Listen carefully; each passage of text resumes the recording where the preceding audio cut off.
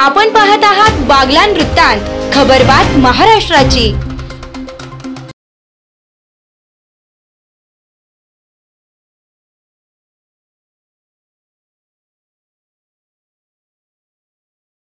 नमस्कार मित्रांनो, मी चेतना राजपूत। आपण बघत आहात बागलाण वृत्तांत न्यूज सटाणा। आज आपण क्रमांक 12 चे अपक्ष उमेदवार ॲडव्होकेट मनीषा जयवंत पवार यांची आज आपण मुलाखत घेणार आहोत। चला तर मग जाणून घेऊया। चला तर मग सुरू करूया आपल्या प्रश्नांच्या उत्तरांना। नमस्कार मॅम। नमस्ते मॅम, सर्वात आधी माझा प्रश्न असा आहे की आपल्या प्रभागातील कोणत्या मूळ 3 समस्या आहेत त्या तुम्ही सर्वात आधी सोडवण्याचा प्रयत्न करणार आहात?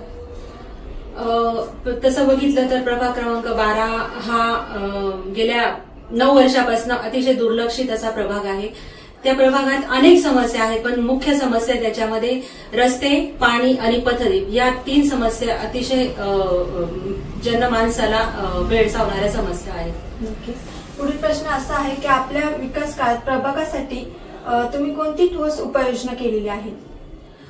नागरी सुविधांच्या जनजागृतीसाठी मी प्रयत्न करणार आहे।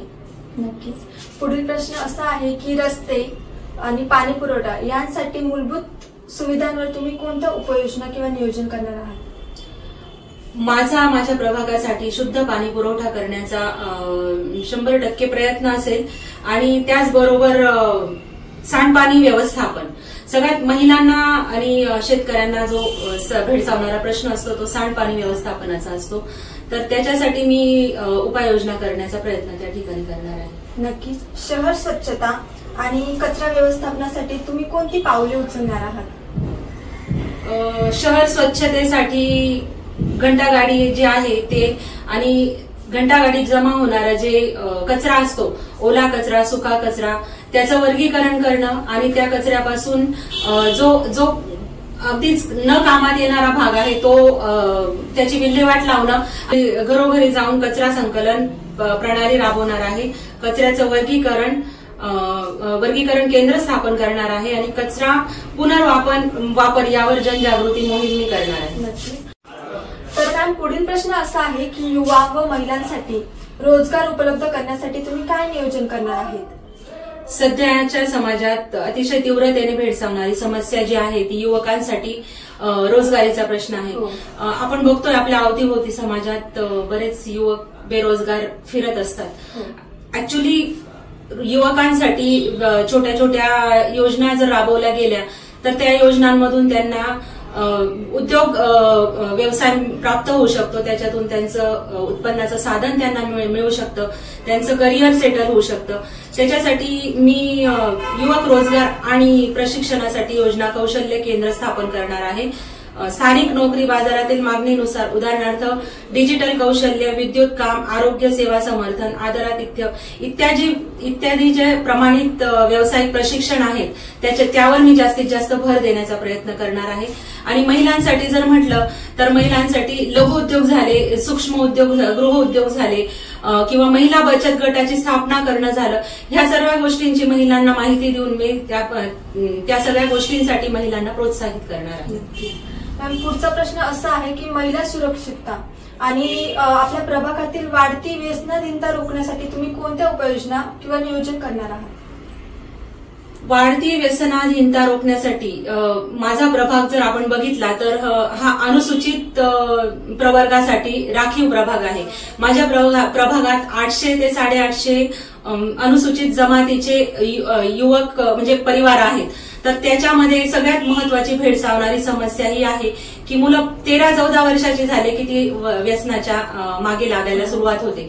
मुळात दोष त्यांचा काही नसतो, त्यांच्या कुटुंबात पहिल्यापासून त्यांचे वडील झालं, त्यांचे आजोबा झालं, काका, चुलते, म्हणजे हे सगळे लोक व्यसनाच्या आहारी ऑलरेडी गेलेले आहेत। पण माझा इथून पुढे प्रयत्न हा राहील की मी माझ्या प्रभागात जे युवा पिढी आहे त्यांना या व्यसनाधीनतेपासून लांब करण्यासाठी विविध वेगवेगळे प्रशिक्षण त्यांच्यासाठी ठेवणार आहेत, त्यांचे आरोग्य तपासण्या करणार आहे, तसेच व्यसनमुक्ती आणि अंमली पदार्थांच्या दुष्परिणामांबाबत जागरूकता सत्र, कार्यशाळा आणि मोहिमा मी आयोजित करण्याचा संकल्प केलेला आहे। नक्कीच। आता राहिला प्रश्न महिलांच्या सुरक्षिततेचा, तर युवती झाल्या, महिला झाल्या, आजकाल आपण बघतोय मीडियावर तऱ्हेतऱ्हेचे गुन्हेगारीचे प्रकरण समोर येत आहेत. त्या दृष्टिकोनातून माझा प्रयत्न असा राहील, माझा व्यवसाय वकिली असल्यामुळे मी थोडासा माझ्या त्या व्यवसायाचा या ठिकाणी माझ्या समाजकारणासाठी वापर करणार आहे. आणि त्याच्यासाठी मी पोलिसांचे जे पथक आहे, गस्ती पथक आहेत किंवा मग इतर काही पोलिसांच्या कायदेविषयक शिबिरं मी आयोजित करण्याचा 100% प्रयत्न करणार आहे.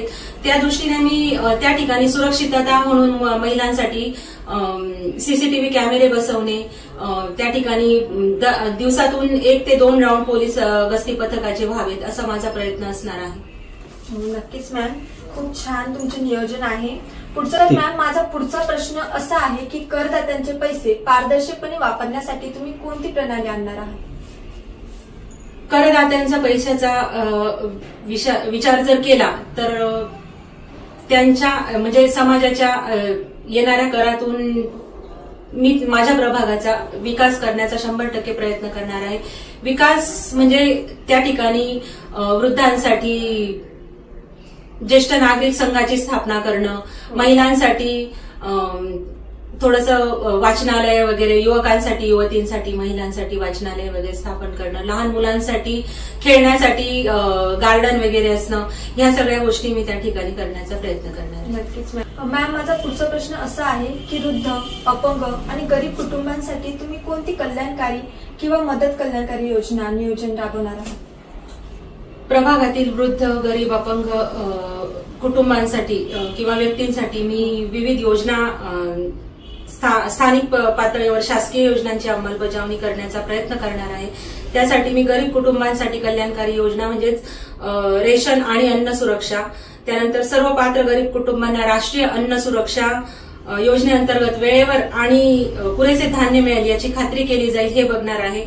तसेच आरोग्य विमा आणि सुविधांचा त्या ठिकाणी पुरेपूर त्यांना फायदा घेता यावा यासाठी मी प्रयत्न करणार आहे. त्याच्यामध्ये आयुष्यमान भारत किंवा महात्मा ज्योतिबा फुले जनकल्याण योजना यासारख्या शासकीय आरोग्य आणि इतर योजनांचा लाभ प्रत्येक गरीब कुटुंबापर्यंत पोहोचवण्याचा माझा प्रयत्न असेल. त्यानंतर गरीब घरातील मुला मुलींच्या शिक्षणात किंवा खंड पडू नये यासाठी माझा प्रयत्न असणार आहे. प्रधानमंत्री आवास योजनेअंतर्गत मी जे गरीब कुटुंबीय आहेत माझ्या प्रभागातले त्यांच्यासाठी मी त्यांना पुरेपूर योजनांचा लाभ घेता यावा याच्यासाठी मी प्रयत्नशील राहणार आहे. नक्कीच मॅम, पुढील प्रश्न, तुम्ही आजपर्यंत केलेल्या कामाविषयी मतदारांना काय सांगू इच्छिता? यापूर्वी या प्रभागातून माझे पती 2006 मध्ये नगरसेवक म्हणून निवडून आलेले होते. दुर्दैव म्हणावं किंवा योगायोग म्हणावा, पण काही कागदपत्रांच्या कारणास्तव त्यांचं त्यावेळेस पद गेलेलं असल्यामुळे ते पुरेपूर म्हणजे शासनाचा सहारा घेऊन त्या प्रभागात काही करू शकले नाही. पण त्यांनी त्यांच्या पद्धतीने प्रभागाच्या लोकांसाठी वैयक्तिक लेव्हलवर भरपूर कामं केलेली आहेत. म्हणजे त्या ठिकाणी वैद्यकीय सेवा असो, त्या ठिकाणी अनुसूचित म्हणजे जे आदिवासी माझे बांधव आहेत, भगिनी आहेत, त्यांच्यासाठी वैद्यकीय सेवा पुरवणं. काही लोकांचं तर म्हणजे अशी परिस्थिती होती की त्यांना स्वतःसाठी इलाज घेण्यासाठी पैसे सुद्धा नव्हते. त्या ठिकाणी माझ्या पतींनी स्वखर्चाने त्यांना दवाखाना वगैरे सगळं केलेलं आहे. त्या ठिकाणी जर आज सुद्धा गेलो तर ते लोक म्हणजे त्या लोकांना ह्या गोष्टीची जाणीव आहे की जे डी पवारांनी आमच्यासाठी दवाखान्याची ही सुविधा उपलब्ध करून दिली, ती सुविधा उपलब्ध. म्हणजे काही कुटुंबांमध्ये तर असं आहे की ते फक्त सांगतात की आमचा जो एक कुटुंबाचं मी उदाहरण सांगते तुम्हाला, तिथे आवडाबाई म्हणून एक ताई आहेत, त्यांचा नातू ज्यावेळेस जन्माला आला त्यावेळेस डॉक्टरांनी सांगून टाकलं होतं की याचं म्हणजे तब्येतीचं आम्ही गॅरंटी घेऊ शकत नाही, तर त्याला तुम्हाला काचेच्या पेटीत ठेवावं लागेल. त्यावेळेस त्यांनी त्याचा खर्च दिवसाचा 5,000 रुपये खर्च सांगितला होता. पण त्यावेळेस त्यांची ऐपत नव्हती की ते त्या मुलाचा तसा खर्च करू शकतील. पण माझ्या पतीने स्वखर्चाने त्या मुलाला महिनाभर त्या दवाखान्यात ठेवलं. त्याच्यानंतर दवाखान्यावाल्यांनी बघितलं तर दवाखान्याने स्वतःच्या याच्यातून त्यांना महिनाभर फ्री सेवा दिली आणि आज तो मुलगा 4.5 वर्षाचा आहे. आज आम्ही ज्यावेळेस त्या प्रभागात जातो ना तर ती बाई अक्षरशः धावत आमचे पाय धरायला येते की तुमच्यामुळे आमचा मुलगा आम्हाला या ठिकाणी पाहायला मिळतोय. म्हणजे सांगण्याचं तात्पर्य एकच की आम्ही जरी पदावर नव्हतो किंवा राजकारण म्हणून नाही पण समाजकारण म्हणून आम्ही पूर्वीपासूनच त्या प्रभागात कामं करत आलेलो आहोत. त्यानंतर इतर ज्या समस्या आहे, रस्ता आहे, गटारी आहे, पथदीप आहेत, शिवनगर मधला जो माझा आदिवासी बांधव आहे, भगिनी आहे, त्यांच्यासाठी देखील माझ्या पतींनी अगदी अर्ध्या रात्री जरी फोन केले असतील त्या लोकांनी की दादा आम्हाला अशी अशी समस्या भेडसावत आहे, तर माझ्या पतीने धावत जाऊन त्या ठिकाणी त्यांची मदत केलेली आहे. आणि माझं म्हणाल तर मी माझ्या वकिली व्यवसायातून ज्या गरीब असहाय्य महिला माझ्याकडे येत असतात त्यांच्यासाठी मी मोफत कायदेशीर सेवा त्यांना दिलेली आहे. आजही तुम्ही जर माझ्या कामाचं बघाल तर माझ्याकडे निम्म्याच्या वर कामं महिलांचे जे आहेत ते मी फ्रीमध्ये करत असते. मी कधीच त्यांच्याकडे फीची डिमांड करत नाही. जर मला जर ह्या मार्गातून समाजकारण अथवा राजकारण ह्या मार्गातून जर लोकांची आणखी सेवा करण्याचा जर मला चान्स मिळणार असेल तर मी 100% अतिशय आनंदाने ते करणार आहे. खूप छान मॅम. तर मॅम पुढील प्रश्न असा आहे की तुम्ही प्रभाग क्रमांक 12 येथील मतदारांना काय आवाहन करू इच्छितात? तुमच्या चॅनलच्या माध्यमातून मी माझ्या प्रभागातील मतदारांना आवाहन करू इच्छिते की मी सर्व माझ्या मायबाप जनतेला विनंती करू इच्छिते की मला तुमची सेवा करण्याचा एक चान्स द्या. ही जर संधी मला मिळाली तर मी नक्कीच संधीचं सोनं करून दाखवेल. आणि मी खात्रीने सांगते की माझ्या शिक्षणाचा आणि माझ्या पतींच्या राजकारणातील ओळखींचा मी नक्कीच तुमच्या सर्वांच्या सेवेसाठी फायदा करून घेणार आहे.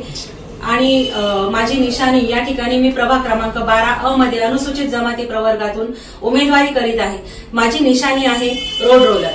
माझी आपल्या सर्वांना विनंती असणार आहे की आपण रोड रोलरच्या समोरील चिन्हाचे बटन दाबून मला प्रचंड मतांनी विजयी करून मला आपल्या सेवेची संधी द्यावी.